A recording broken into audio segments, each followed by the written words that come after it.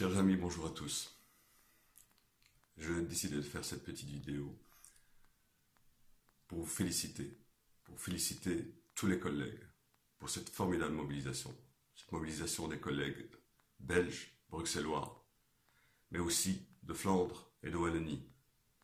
Tous nos collègues taxis sont venus nous supporter. Je voudrais aussi dire merci à tous les collègues étrangers qui ont fait énormément de kilomètres pour témoigner leur soutien à notre mouvement. Pour tout cela, infiniment merci. C'était une mobilisation, je le répète, massive et qui s'est passée dans un calme et dans une dignité remarquable. Tout le monde s'accorde à le dire. Ça a été un véritable succès. Un succès parce que on a vu effectivement qu'on était capable de mobiliser, qu'on était capable d'être dans la rue et de se faire entendre, et de se faire entendre avec force. Sans, pour autant, que Bruxelles soit mis à feu et à sang, comme on a pu le lire dans certains, je dis bien certains journaux. Eh bien, pour ça, on peut tous être fiers de nous. Je voudrais maintenant éteindre, parce que je suis triste de lire et d'entendre certains messages qu'on m'envoie ici et là, faisant état de polémiques qui n'ont pas lieu d'être. Je voudrais que vous sachiez que pour cette manifestation, la FEBET a déposé un préavis de manifestation en son nom propre. Son nom propre. Personne d'autre ne figurait sur le préavis de manifestation. Ça veut dire quoi? Ça veut dire que nous avons pris un risque seul, nous avons endossé ce risque seul sur nos épaules. Et c'était un pari risqué. S'il y avait eu des débordements, eh bien, les seuls responsables devant la justice, eh bien, c'était la FEBET et leurs administrateurs. Des gens que vous connaissez, tous. Alors, effectivement, cette manifestation, elle a mis la pression. Il y a eu des polémiques. Ceux-ci ont été reçus, ceux-là n'ont pas été. Ben, finalement, vous savez, tout le monde a été reçu. Un certain collectif a été reçu la veille. Il est allé d'ailleurs au nom de cette organisation, l'organisation de la manifestation. Rudy Vervoort a reçu un collectif le lundi, croyant qu'il avait affaire aux organisateurs de la manifestation. La réalité, c'est celle-là. Personne n'a fait de polémique à ce sujet-là. Alors, effectivement, on ne va pas rentrer dans les détails, mais tout le monde a été invité. Tout le monde a été invité presque 1 heure à l'avance. 47 minutes. Les SMS peuvent en témoigner, l'heure de départ des SMS peuvent en témoigner. Il se trouve qu'effectivement, tout le monde était un peu bloqué à gauche, à droite, et qu'il y avait un timing à respecter. Eh bien, effectivement, nous sommes allés voir le ministre-président, mais nous pensions vraiment parler au nom de tous. D'ailleurs, ceux qui ont lu le communiqué de presse du ministre-président, le communiqué de presse du ministre-président, ben, ne dit pas autre chose que ce que nous disons. Il y est écrit, noir sur blanc, que les offres de transport alternatif aujourd'hui sur le terrain se multiplient et les infractions se multiplient. Et c'est écrit noir sur blanc. Il est aussi dit que ce plan, le gouvernement avait demandé préalablement l'avis de certaines instances. Ces instances ont remis leur avis. Et le gouvernement dit aussi qu'il ne peut pas ne pas en tenir compte. C'est écrit aussi noir sur blanc. Maintenant, vous allez me dire, il faut des actes et vous avez raison. Et c'est ce qu'on attend. On attend tous des actes sur le terrain.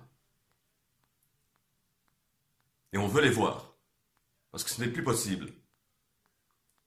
Le ministre de la Mobilité a installé en toute impunité une zone de non-droit dans notre domaine d'activité. Le transport rémunéré de personnes, maintenant, à Bruxelles, c'est une zone de non-droit. C'est une zone de non-droit, on le voit tous les jours. Sur les réseaux sociaux, il n'y a qu'à ouvrir Facebook, des centaines et des centaines de propositions tout à fait farfelues de gens qui vous conduisent où vous voulez pour 10 euros, qui vont à Charleroi ou à Zaventem pour 15 euros. Des choses absolument inimaginables. Eh bien, ce laisser-faire, nous avons clairement exprimé au ministre-président que nous ne pouvons plus aujourd'hui le supporter. Alors, cette polémique sur la dispersion de la manifestation, alors que tout le monde n'était pas là. Oui, on s'excuse pour tous ceux qui se sont sentis blessés par cela. Mais je voudrais juste dire une chose. On ne peut pas accueillir sur la plage Schuman 700 véhicules. Peut-être que nous avions fait une erreur, nous aurions peut-être dû attendre un petit peu. Mais je vous répète que c'est la FEBET qui était responsable pour cette manifestation, d'un point de vue juridique, puisque c'est elle qui a déposé le préavis. Il n'y avait personne lorsque nous avons pris rendez-vous avec la police pour nous expliquer sur comment les choses se feraient, comment elles se dérouleraient. Personne n'a négocié avec nous et avec la police pour obtenir que cette manifestation ne soit pas interdite. Et je le répète, s'il y avait eu des dégâts, eh bien, nous aurions dû, nous, la FEBET et ses administrateurs, en répondre devant la justice. Et ça ne vous aura pas échappé, même si la CSC et la FGTB soutiennent sur le fond le combat. Eh bien, vous aurez tous remarqué qu'ils se sont exprimés dans la presse pour dire eh bien, qu'ils n'étaient pas partie prenante de l'organisation. Pourquoi? Eh bien parce que, comme les renseignements généraux de la police d'ailleurs, comme certains médias ont diffusé, eh bien, certaines vidéos à caractère quasi guerrier ont circulé et ont effrayé les gens. On peut les comprendre. Ces syndicats avaient peur que cette manifestation devienne incontrôlable. Heureusement, et grâce à vous tous, parce que vous êtes des professionnels responsables, on leur a démontré que leur crainte était injustifiée. Parce que cette manifestation a été extrêmement bien organisée, extrêmement bien encadrée. Je voudrais féliciter tout le monde, de tous les participants, de toutes les organisations. Mais de grâce, au lieu de se réjouir de ce résultat, salué par la presse, salué par les hommes politiques, salué même par une partie du public qui d'habitude ne comprend pas ce genre d'action vraiment très très pénalisante. Eh bien, au lieu de se réjouir de cela, je suis triste que certains trouvent raison à polémiquer. Au fond, quel est notre but? Notre but, c'est que la loi qui est en vigueur, la réglementation qui est en vigueur soit respectée. Le ministre-président a clairement marqué ses intentions de faire en sorte que ce soit le cas. Maintenant, il faut que ce soit le cas, effectivement, pas qu'en parole, mais on veut voir maintenant les effets sur le terrain. Nous avons prévenu que si on en reste toujours au stade des paroles, eh bien nous reviendrons. Et j'espère qu'on pourra à nouveau compter sur vous. Et ceux qui veulent piloter les choses différemment, eh bien je les invite à l'avenir à déposer eux-mêmes le préavis de manifestation, de prendre eux-mêmes leurs responsabilités. Et à ce moment-là, nous serons là en soutien, mais nous ne serons pas organisateurs. Alors de grâce, restons unis. De grâce, continuons à être responsables et à ne pas perdre de vue l'objectif. L'objectif, c'est de faire en sorte que nous récupérions notre métier.